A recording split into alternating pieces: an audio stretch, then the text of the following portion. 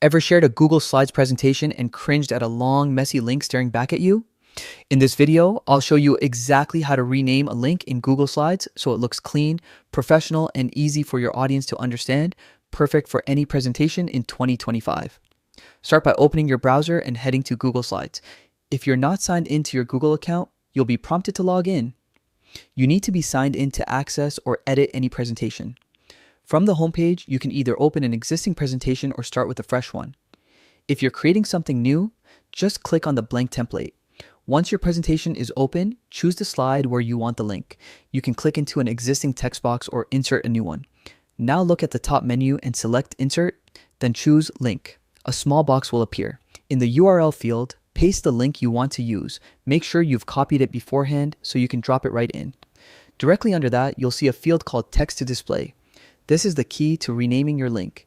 Instead of a long web address, type in something clean and readable like company website, register here, or more info. After entering both the URL and the custom text, click Apply.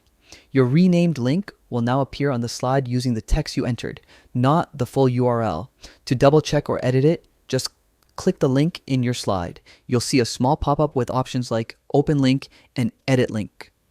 If anything needs tweaking, click Edit Link and update the text or URL.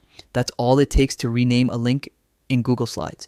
It's a small change that makes your slides look more polished and keeps your audience focused on the message instead of the mess.